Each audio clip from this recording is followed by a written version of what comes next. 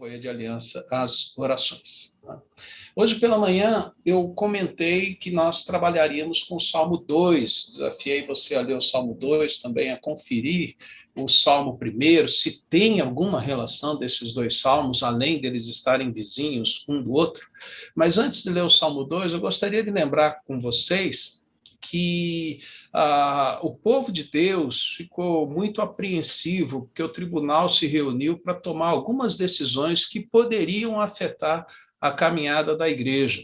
E não é que o tribunal, quando toma uma decisão que parece desconsiderar Deus e a sua palavra, não levar a sério o que nós temos revelado nas Escrituras, e parece que essas decisões vieram porque eles acham que eles estão acima de Deus. Não só eles, mas também alguns poderosos que manipulam o dinheiro e tentam manipular o povo. E com isso fazem as manobras para que as decisões prejudiquem, às vezes, o povo de Deus. Quando isso aconteceu e chegou ao conhecimento, a igreja o que fez? Orou citando o Salmo 2. É só ler Atos dos Apóstolos, capítulo 4, logo depois do tribunal ter se reunido e tomado as decisões contra Pedro e João e o movimento cristão. E a igreja, logo de cara, lembrou do Salmo 2. Por quê? O que diz o Salmo 2? O Salmo 2 diz o seguinte: porque se enfurecem as nações e os povos imaginam coisas vãs?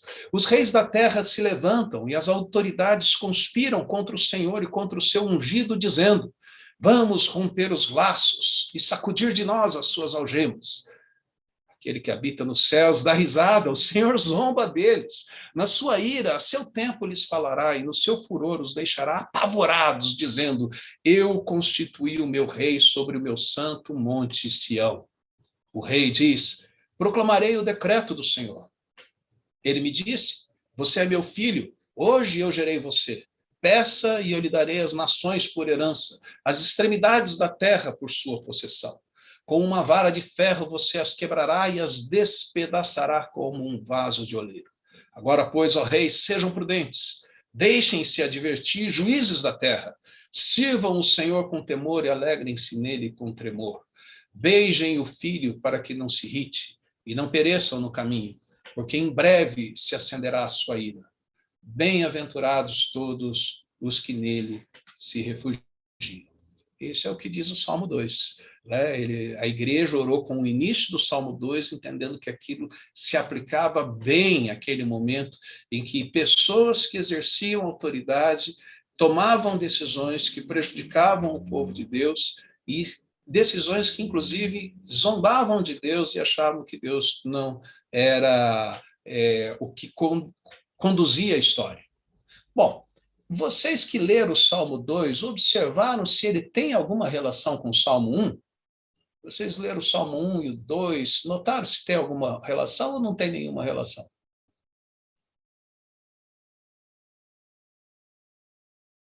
O primeiro Salmo é mais conhecido nosso, né?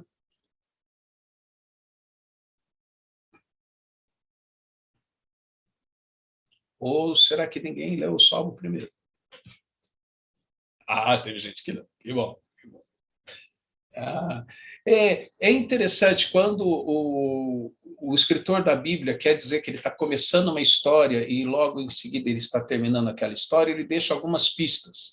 Uma das pistas, às vezes, ele começa com uma expressão e termina com a mesma expressão, como a Ju acabou de contar para nós. Bem-aventuranças. Primeiro versículo do Salmo 1. Bem-aventurado aquele que Último versículo do Salmo 12. Bem-aventurados todos os que nele se refugiam. Mas ele dá uma outra pista também. Último versículo do Salmo 1. Ele fala que o caminho do ímpio perecerá. E no versículo 12 do Salmo 2, ele diz: cuidem e não pereçam no caminho. Olha só, ele repetiu a ideia do caminho perecer ou eu perecer no caminho, que é praticamente a mesma coisa. Né? É porque os Salmos 1 e 2, eles estão trabalhando com uma pessoa e exortando uma pessoa, essa pessoa seria o rei que deve cuidar da sua vida e cuidar das suas decisões.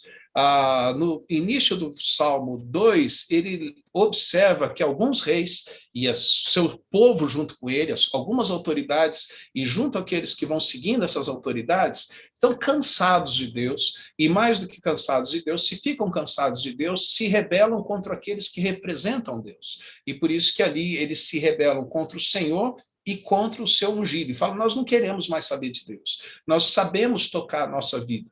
Nós não precisamos de Deus. E nós não precisamos ficar atrás daquilo que pessoas fracas, pessoas mais necessitadas é que vão procurar ajuda. Nós somos sábios, nós somos entendidos, nós temos poder, nós cuidamos da nossa vida, nós cuidamos do nosso nariz, nós sabemos as nossas decisões. É interessante que, diante dessa ação que o salmista conta para nós, o sacerdote ou o profeta que está cantando esse salmo e fica perguntando por que essa turma está com a cabeça assim virada, achando que Deus não está nem aí, que Deus não serve para a nossa vida? Sabe o que acontece enquanto eles estão fazendo isso? Sabe o que acontece quando essas pessoas estão desprezando Deus? Bom, é só ver o que Deus está fazendo. Então, dos versículos de 1 a 3, ele fala da rebeldia das autoridades. Dos versículos 4 a 6, ele fala do que Deus faz enquanto isso. Enquanto eles estão se rebelando contra Deus, nos versículos de 4 a 6, o nosso salmista diz assim, Deus está rindo. Deus ri.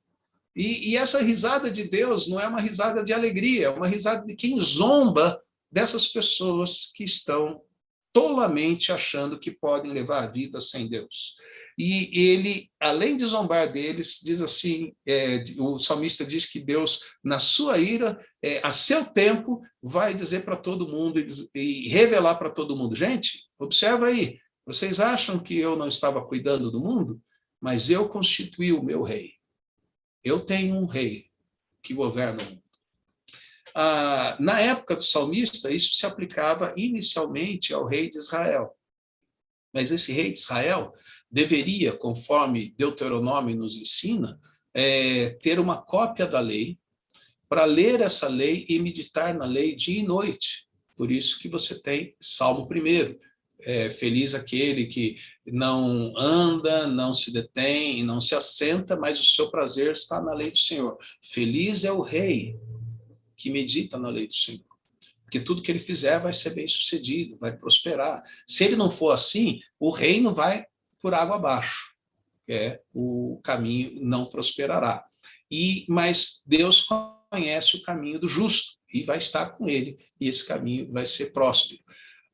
Deus tem um rei, e ele escolhe esse rei, versículo 7, você é meu rei, eu hoje te gerei. É o rei contando isso, ele fala assim, eu sei que eu pertenço a Deus, eu sei que Deus me escolheu, eu sei que Deus me separou, e eu sei também que Deus promete para mim a conquista das heranças, a conquista das nações.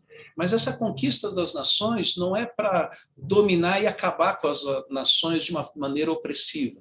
É uma conquista das nações para as nações conhecerem a Deus e conhecerem a vontade de Deus e descobrirem a palavra de Deus e servirem a Deus. Essa era a ideia que devia estar acontecendo. E daí, então, o salmista, quando termina essa história toda, ele aplica isso na nossa vida. O salmo, de uma certa forma, está dividido em 4 partes. 3 versículos para cada parte. Na primeira parte, o que as pessoas que acham que sabem e acham que podem, querem viver sem Deus, parecendo Adão e Eva lá no capítulo 3 de Gênesis. Na segunda parte, como Deus reage, cuidando do mundo e escolhendo um rei para dirigir as nações.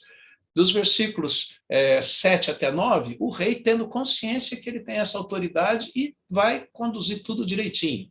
E por fim, então, dos versículos 10 a 12, a orientação do salmista, a palavra de sabedoria. Agora é o sermão. O sermão está do 10 a 12. Já que tudo isso está acontecendo, o que deve fazer quem está ouvindo o salmo? Os reis têm que ser prudentes, devem ficar espertos e servir a Deus com temor e tremor, alegrar-se em Deus e honrarem o Filho de Deus, que é o grande rei. Se fizerem isso, eles vão ser bem-aventurados. Bem-aventurados todos os que nele se refugiam. Inicialmente, esse salmo aplicava-se ao rei de Israel, mas quando você lê a história dos reis, você observa que o que chegou mais perto disso foi Davi, que inclusive na oração que nós lemos no início do culto, reconhece que quem é ele? Deus é o grande rei. Então, ele sabe que ele tem poder, ele sabe que ele tem autoridade para servir o povo, para representar o Deus diante do povo e para conduzir o povo ao temor de Deus. Ele não está ali para oprimir o povo. É o rei que chegou mais perto disso. Os outros não conseguiram fazer isso direitinho.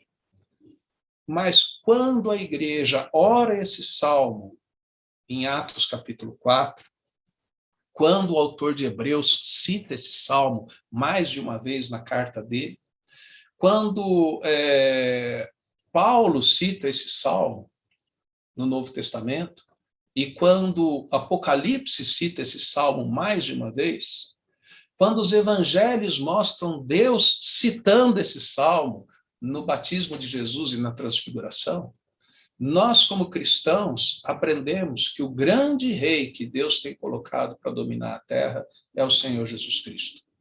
E ele tem domínio sobre todas as nações, como ele disse, toda autoridade me foi dada nos céus e na terra. E quem são os reis, então, do versículo 10? Bom, se nós voltamos para a narrativa da criação, nós observamos que todo ser humano tem um quesinho de vice-rei, de reis que se submetem ao grande rei.